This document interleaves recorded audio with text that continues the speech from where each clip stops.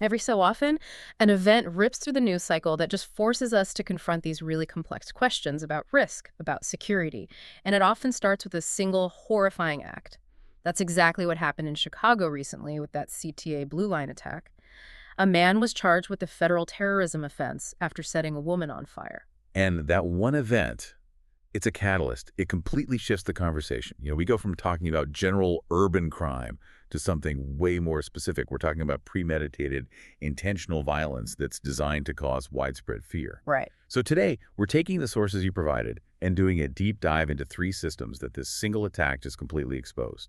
We're going to look at the shifting legal definition of terrorism in the U.S., then we'll get into the unique financial world built to insure it, specifically TRIPRAs. And finally, we'll look at the awful medical reality of burn trauma, all of it set against this backdrop of public safety failures that allowed it to happen. Okay, let's unpack this. Our mission is to really understand the mechanics here, from the courtroom to the corporate balance sheet and all the way to the hospital bed. So first, we have to clarify what the government actually means by terrorism, especially when it's a domestic citizen on public transit. Then, we can pivot to this huge economic framework that was created after 9/11 to manage this exact kind of catastrophe. To start with the definition, what's really critical for you to understand is that the term terrorism, it doesn't have a single universally accepted definition, not even within Western governments. It's a political and legal football. But the U.S. legal system, it has to have a framework, right? And the U.S. code gives them one. When they're prosecuting, the law seems to focus really heavily on intent. Exactly. It defines terrorism as acts that are dangerous to human life, illegal, and specifically intended to intimidate or coerce a civilian population, or to influence government policy. It's that intent to intimidate the public that really opens the door for a terrorism charge in a domestic case like the one on the CTA. And that idea, that legal concept of intent, is exactly what informed the creation of the financial backstop. I'm talking about the Terrorism Risk Insurance Act, or TRIA, which was set up back in 2002. And originally, TRA was explicitly designed for foreign terrorism, wasn't it? It was very explicit. It was meant to cover acts of terrorism committed by and I'm quoting here, foreign person or foreign interest. Okay, and this is where the story gets really complicated and frankly kind of prophetic when you think about the Chicago attack.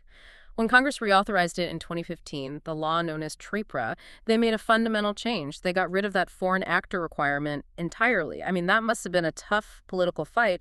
Why did they strike out that foreign interest clause? Well, the core argument was just a recognition that threats evolve.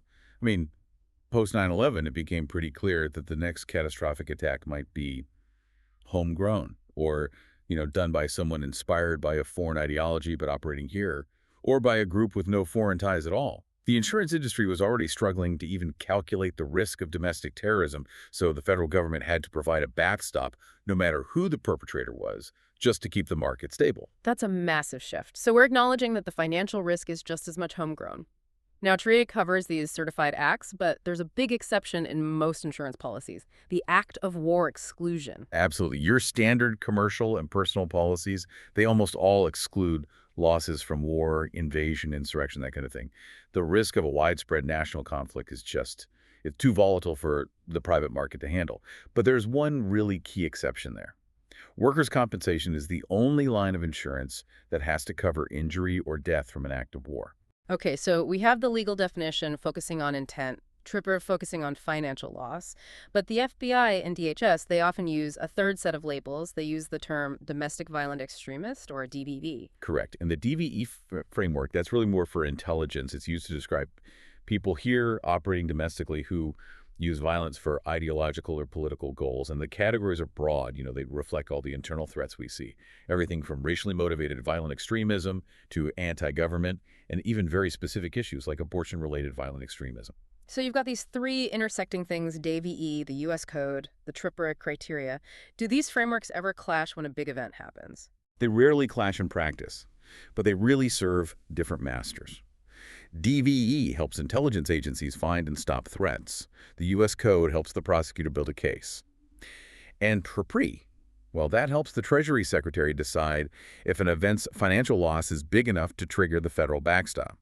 An attack like the CTA incident, it fits the DVE umbrella. It certainly fits the U.S. Code's intent requirement.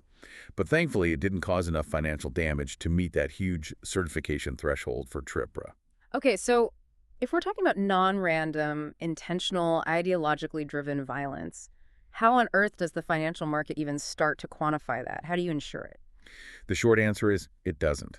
Not in a traditional way. I mean, standard insurance, it works because of the law of large numbers. We assume risks like car accidents or fires are random. We have decades of data to model them.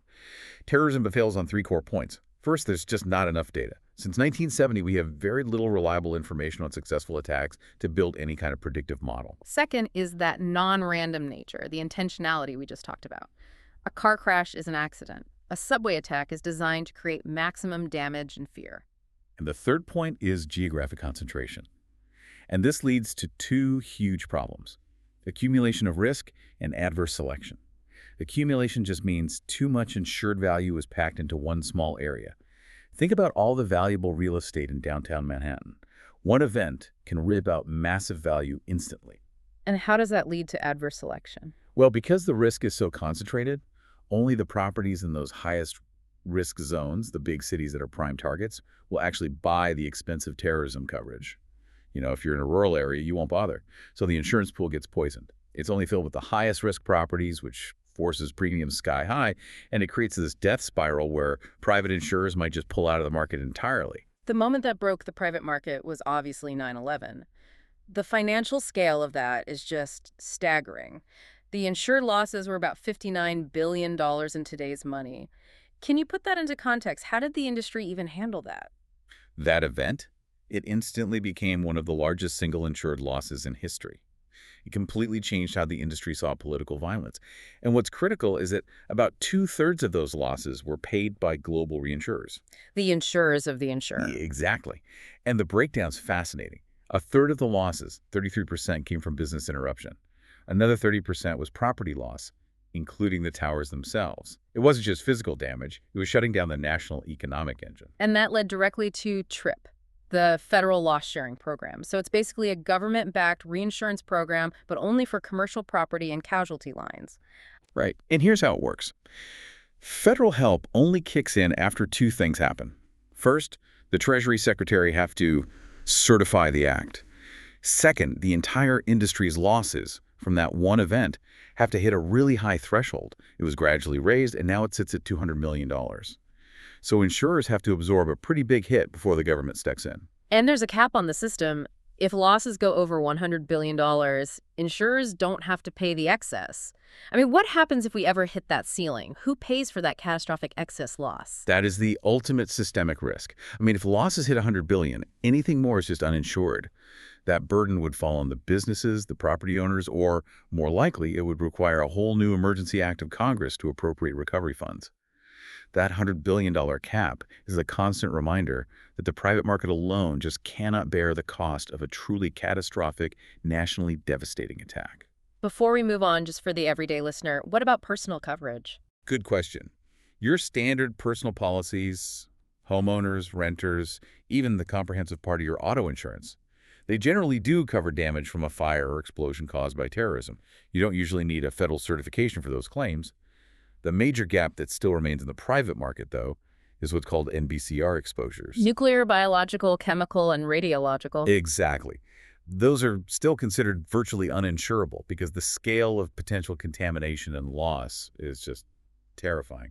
So we've gone from these dry legal texts to this massive financial architecture. Now let's bring it back to the local level, to the Chicago CTA, where the systemic failures are just so glaring. The context in Chicago is a perfect storm. While, violent crime is lower than it was at the peak of the pandemic, the rate is stubbornly high. We're seeing about 5.1 violent crimes per million rides in the first half of 2024. Compare that to 2.5 in the first half of 2019. It just signals this persistent safety problem that affects daily life. And what's so bewildering is the staggering amount of money being spent to fix it, which seems to be mostly for show. The CTA's security budget nearly tripled. It went from about $24 million in 2022 to a planned $65 million for 2024. That money is going into unarmed private guards, police agreements, even testing new AI bend detection. And that massive spending, it just highlights a deep problem. Transit systems are open, high-volume places. They're incredibly hard to secure against a determined person. And as analysts point out, a lot of that spending, especially on things like cameras and the CTA, has over 33,000 of them. They're mostly useful for identifying a suspect after the crime has happened, not for actually stopping it. And that brings us right back to the systemic failure embodied by the suspect, Lawrence Reed. I mean, the details of the attack are just chilling. It was unprovoked. The victim was just on her phone. Reed doused her with gasoline he had bought only 20 minutes before, clear premeditation, and then set her on fire. The most immediate failure here is the inability of the criminal justice and mental health systems to manage people they know are high risk. Reed, who was 50, had a documented history of 72 arrests, 9 felonies, including battery and arson. And crucially, at the time of the attack, he was on electronic monitoring for assaulting a hospital social worker, an attack that caused a concussion and optic nerve damage. Prosecutors had argued he shouldn't be released, and yet there he was. Right. Mayor Johnson called the event an absolute failure of our criminal justice as well as our mental health institutions. And it just drives home this tragic irony. Society is willing to spend $65 million on guards and cameras, but it fails to manage a single known repeat violent offender, and the result is a catastrophic premeditated attack. So we've tracked the failure of the legal systems, the financial systems. Now we have to shift to the immediate, harrowing medical reality for the victim. She was rushed to the burn unit at Stroger Hospital with severe injuries. When a burn victim like that arrives at a trauma center, what are the absolute #1 priorities? The first principle of trauma care is always airway. Always. You have to have a high suspicion for airway compromise. Even if the burn isn't directly on the face, smoke inhalation or internal swelling edema can close the throat very quickly. So early intubation is often the answer. And once the airway is secure, the next big challenge is fluid loss. We always hear about massive fluid resuscitation, but I understand for burns it's actually highly specialized. It is. It's specialized, and it's a bit counterintuitive. For burns covering more than 20% of the body, what we call TBSA, aggressive fluid resuscitation is critical. The damaged capillaries just leak plasma constantly. We use a formula, the ABA formula, to estimate the volume we need. But here is the critical point. You strictly avoid fluid boluses, those big, quick infusions. Why avoid a bolus? I mean, isn't the patient in severe shock? They are. But aggressive bolusing often leads to over-resuscitation. That can cause pulmonary edema fluid in the lungs, or it can actually make compartment syndrome worse. It creates more problems. The key is to titrate the fluid, to match it exactly to the patient's urine output, aiming for a steady flow of about 0.5 cc's per kilogram per hour. It is a very, very tight balancing act. Are there times when that fluid goal changes? Yes, specifically with electrical injuries, which can be hidden by a fire. Electrical injury creates a high risk for something called rhabdomyolysis, that's muscle breakdown. It releases this toxic protein myoglobin into the blood, and that is poison for the kidneys.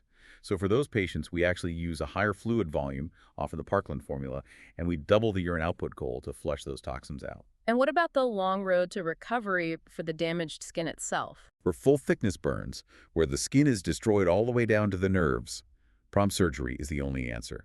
The guidelines are aggressive. You need to do what's called a tangential excision, which is slicing away the dead tissue, and then skin grafting, all within 7 days of the injury, to stop infection and start healing. And what are the other hidden dangers, the things that might require immediate surgery?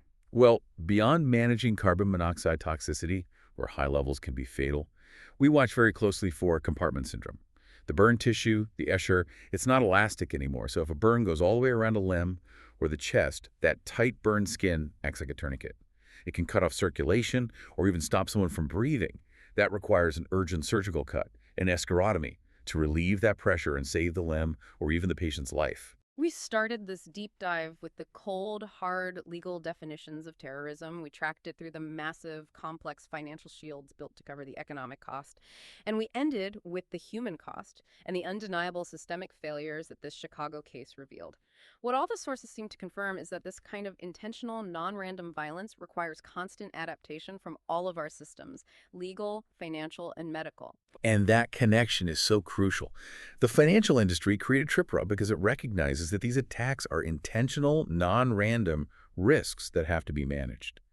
And yet, our sources show us this case, Lawrence Reed, where the criminal justice and mental health systems failed repeatedly to deal with a high-risk person who was clearly capable of intentional, premeditated violence. It creates a profound risk that our financial system was designed to mitigate, and it creates a chilling effect on the public, so it raises this huge policy question for you to think about. If the repeated failure of state institutions to manage known threats is what creates the intentional, non-random risk that our anti-terrorism frameworks are supposed to address, Are our systems truly equipped to handle these escalating domestic threats before they become catastrophic, before they reach the scale of a certified act of terrorism? Something for you to keep exploring on your own as you continue to connect the dots between legal, financial, and public safety policy. That's all the time we have for this deep dive.